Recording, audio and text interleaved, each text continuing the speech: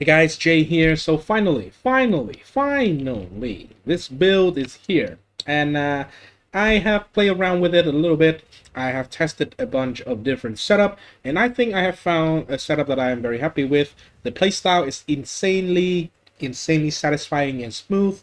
You just blink around, kills everything around you. You don't need to press another button rather than just blink. So it is like a zero button. And if you really want a true zero button playstyle, you can walk. You don't need to even use blink. Let me show you. I'm just here, and yeah, everything just died around me. So normally I would play like this. I will blink. It will trigger a bunch of spell, which is going to crit and trigger the ignite from the Bayer's charm. And yeah, that is the whole playstyle. Let me just clear this map, right? That rare monster, okay, is this guy over here. Come here. Come here, boy.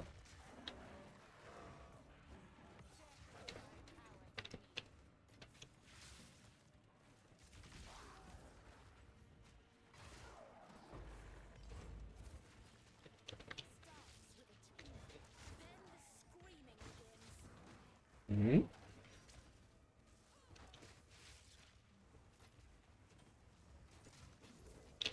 What did I pick up here? I need to revisit my filter. As you can see, the playstyle is super comfy. Just move, and everything will die.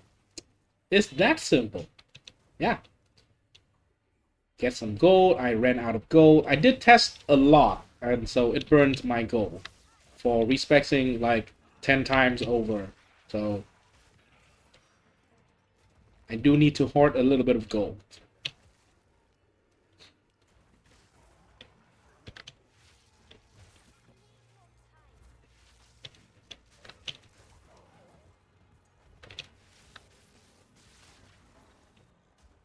Well, I think it is safe to say at the moment that this build absolutely saved POE2 for me for this patch. And I think it can save yours as well. If you are bored of struggling, this build also, you can set it up for extremely cheap. I think if I put the bare minimum gear requirement for this, you will be surprised by how cheap it is. And compared to the effectiveness that you are having, that you are seeing here on the screen, I put this whole character together with less than 5 divine. And granted that I did, you know what, let me actually do a couple of things here just to show you the budget. I accidentally have used a wrong freaking gem cutter on here, so I lost a perfect jeweler orb. It should be a greater. I for some reason take the perfect one, so I don't need this. And if I remove these, you will see that I have 30 spirit left over, right? So that is more than the extra spirit that I'm having on the scepter. So you can just have a basic scepter.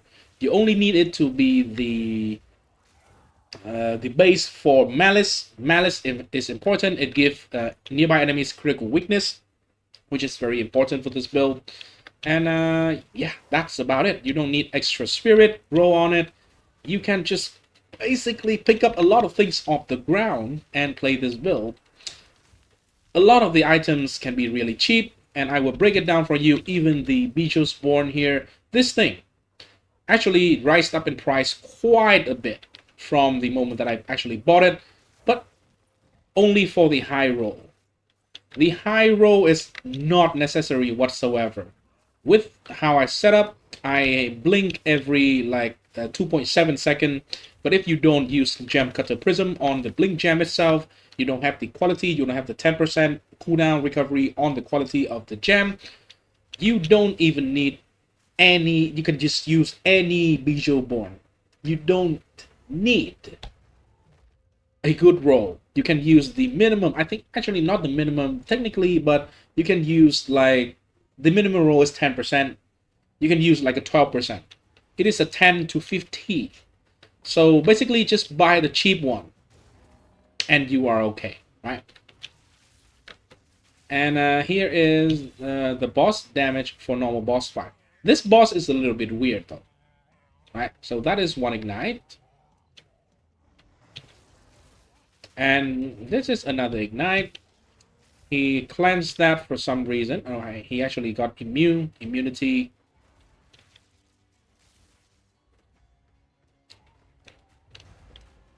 Yeah, come here, bitch. This boss has a lot of phases, so normally you should be like running around with 2 ignite, maybe 1, and you will kill the map boss, and you don't need to use anything else. So that is the basic clear and playstyle of the build. So let me talk a little bit about the setup that I am using. It is a little bit different from the other setup that is going around, and yeah, I want to share with you guys my personal setup. So I am Infernalist. I am taking obviously Grinning Immolation. I am taking Out of Flesh, 3% maximum life, and the last 2 point, actually, I don't take the Bringer of Flame here. For my build, because I use a Scepter and a Shield to be tanky, I actually do not have any source of extra damage as anything. So this is completely useless because all of my damage is just the fire damage. I don't have any source of extra damage from anywhere. So this is completely useless for me. That is why I just take the Loyal Hellhound. Loyal Hellhound allow me to have basically 10% damage mitigation. It used to be 20%, now it's just 10%, and it's from a support gem, Loyalty, right? Skill tree, go up, go this side, grab some Ignite, go this side, grab some Elemental Damage, some Presence, Area of Effect, and Extra Spirit, which is relatively nice. Jewel Socket, go down here, some Crit, some Block Chance, some Crit, and some and some Area of Effect. This one is some Fire Damage, some Life and Strength, Magnitude, Block Chance. I do have a unique jewels here. So this is From Nothing Diamond. Allow me to allocate points around Glancing Blow. This one is a whopping 10 exalt. So if it got expensive, just know that this like saved me 2 pointers. So if you don't have these points, what you need to do is go 1, 2, 3, 4, 5, and you can get the block chance from these nodes, right? Or you can go 1, 2, 3 here and get the block chance here. It is going to give you roughly the same amount, and this saved me a little bit. But in trade-off, if you use a rare jewels here, you will have the bonuses from a rare jewel. This one doesn't give anything, so that is always worth it actually. Anyway, the next few points, right? I will get 15% crit damage multi here. It is global crit multi, and I will take all those points, and then I will move 1, 2 points here and grab some of the wither stuff over here. So this will bring me close to like level 90, and that is like end game for me already.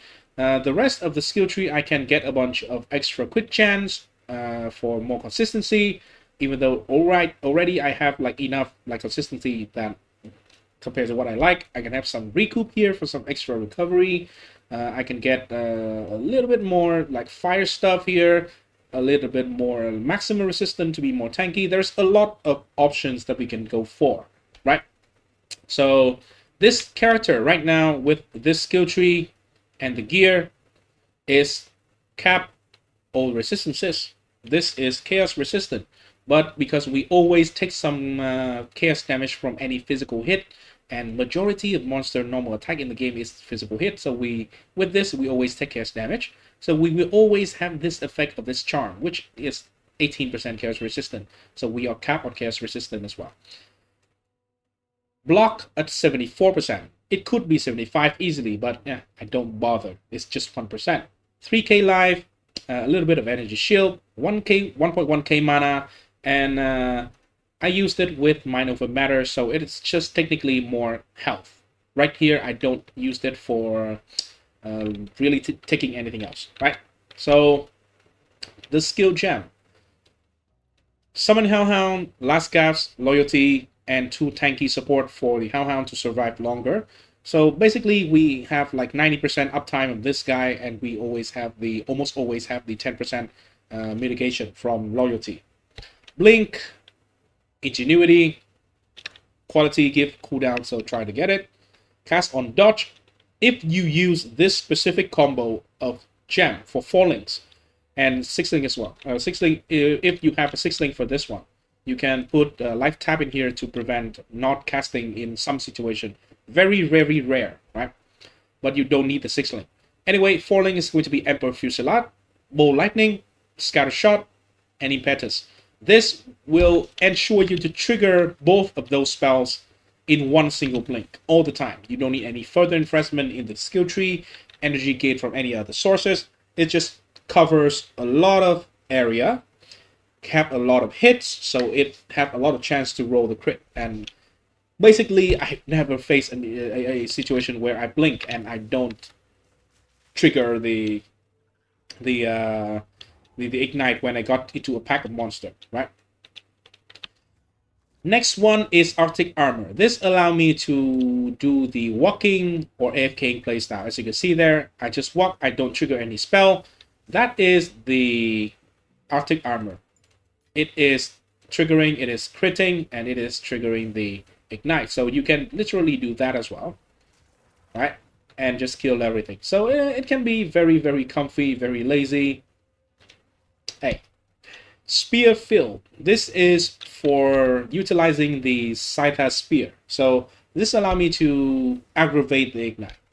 Because with Spear Field and Incision, we guarantee to bleed the enemy. And with the 34% here, even the lowest roll with the percentage to aggravate bleeding on hit here, and with the fact that Spear Field hit like 10 times per Spear Field, because it's so many little spear, hit for a little bit of damage. Many hits guarantee you to bleed, guarantee you to aggravate the bleed, which guarantee to aggravate the ignite immediately. And you only need to use this one on like heavy single target. What you do is you put down the spear first, right? And then you just like channel Bone Storm or just wait for the boss to spawn and release here. It will just like crit and trigger the ignite, and it will be aggravated immediately already, right? Bone Storm, I only used it. I actually never ever even used it one before. But I think it is here for a good purpose, so only a 3 links, it's okay, right? Unbreakable, Steadfast, and Mobility, so just utility pretty much. This spell have very high crit chance, and it also have a lot of hits. So it is very good to prepare before like a big boss fight, and you can just shoot out a bunch of projectile. One of them crit, it will trigger the ignite, and yeah, it's just speed up the boss fight a little bit, so you have some preparation. In mapping scenarios and most normal playing time, you don't need to care about this thing. You just do 0 button playstyle. Withering Presence. Persistent, so the wither lasts longer. Chaos Mastery for 1 level of chaos. This Resonating Shield is here because I have extra gem slot, and it literally has one single purpose. That is when I put down Spear Field and I want to really quickly swap back for some reason into the original weapon set, which is the Scepter. I cannot blink immediately because in this form I am dodge rolling because I cannot activate the blink. I can just tap the Resonating Shield. It basically does not even stop my character for... It stopped my character for like 0.1 second with a slight slowdown, right? That is all. And basically immediately I weapon swap by and I can blink again. So that is the only reason I have this one here. Again, you don't need to use it. You can remove it altogether. You can just tap the raised shield button. This is going to pretty much do the same thing. And yeah. So Despair, for like only tough bosses, you need to cast the curse. Other than that, I never used it. And the fact that I actually never used it before in this character. I will probably link this one to Inspiration as well, because yeah, I just want maybe I will 3-link it, Inspiration and Focus Curse, so it activate a little bit faster as well. So anyway, okay, I have one more level actually. I will take the crit damage here. So anyway, I think that is everything I want to mention for this video. So thanks for watching, guys. I hope you enjoyed this build. If you decided to play it, I think you will have a wonderful time. I know I do. So yeah, stay tuned for more update on this build. I will try to play it, and I will obviously try to like improve it in the future, and make sure to share with you guys as well. So like and subscribe, and I will see you in the next one. Peace.